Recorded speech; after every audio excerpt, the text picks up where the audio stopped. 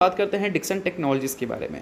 देखो, Dixon technology के share holding pattern को अगर हम देखें तो शेयर होल्डिंग पैटर्न में एक चीज़ दिखेगा कि पहले एफआईएस इस कंपनी में काफ़ी इंटरेस्टेड दिखते थे। मार्च 2023 का डेटा देखोगे तो एफआईएस का होल्डिंग कितना था, लगभग 12%। उसके बाद एवरी क्वार्टर एफआईएस ने इस कंपनी में अपनी स्टेक्स को इंक्रीज़ कर दिसंबर 2024 तक 23.2% स्टेक कर दिया था। उसके बाद अगर देखोगे तो 2 क्वार्टर में एफआईएस की स्टेक हमें कम होती हुई दिखी, यानी कि एफआईएस की कन्विक्शंस इस कंपनी में पहले के मुकाबले अगर हम देखें तो थोड़ी सी रिड्यूस हुई है। और एफआईएस अभी भी ऐसा नहीं कि इस कंपनी में बहुत कम हो चुके हैं, अभी भी देखा जाए तो अच्छे खासे पोजीशंस उन्होंने मेंटेन कर रखा है। बट अगर उनकी कन्विक्शंस वीक है और इंडियन मार्केट के सेंटिमेंट्स को देखते हुए एफआईएस की अगर सेलिंग की बात करें तो वो भी हमें खतरनाक देखने को मिल रही है। तो इसका मतलब ये बोल सकते हैं कि एफआईएस की कन्विक्शन जिस हिसाब से दिख रही है डिक्सन टेक्नोलॉजी में और जिस हिसाब से दिख रही है इंडियन स्टॉक मार्केट में, मेनली उन कंपनीज़ में सेलिंग अच्छी खासी दिख रही है एफआईएस की जिस कंपनी में एफआईएस की होल्डिंग अच्छी है और कन्विक्शंस थोड़ी सी लो है, जो कि पिछले 2 क्वार्टर में दिखा है। और वही चीज़ अभी बोल सकते हैं डिक्सन टेक्नोलॉजीज फिर से फेस करती हुई दिख रही है। तो ये एक मेजर रीज़न आप बोल सकते हैं जिस वजह से डिक्सन टेक्नोलॉजीज में बार बार गिरावट हो रही है।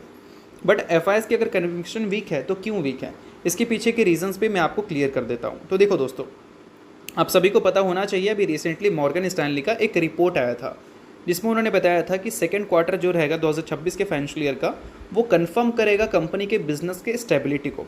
क्योंकि अगर हम बात करें इंडिया के आईटी सेक्टर के बारे में तो वहाँ पर काफ़ी सारी बोल सकते हैं प्रॉब्लम्स हमें अभी के टाइम पे देखने को मिल रही है, चाहे हम ट्रम्प की तरफ से प्रॉब्लम की बात करें या फिर हम बात करें ग्लोबल अनसर्टेनिटीज़ की वजह से। तो ये सारी चीज़ों की वजह से लैक ऑफ क्लैरिटी की वजह से अभी के टाइम पे क्या है, इन्वेस्टर्स थोड़ी से कॉशियस नज़र आ रहे हैं उन कंपनीज़ में जिस कंपनी के नंबर्स हमें अच्छे देखने को मिल रहे थे। क्योंकि अच्छे कंपनी के नंबर्स थे तो क्या वो अच्छे नंबर्स कंटिन्यू रहेंगे, ये चीज़ पे एक बड़ा डाउट है। और इसी वजह से उन कंपनीज़ में गिरावट हो रही है जो कंपनीज़ परफॉर्मेंस अच्छा डिलीवर कर रही थी अपने अच्छे नंबर्स के बेसिस पे।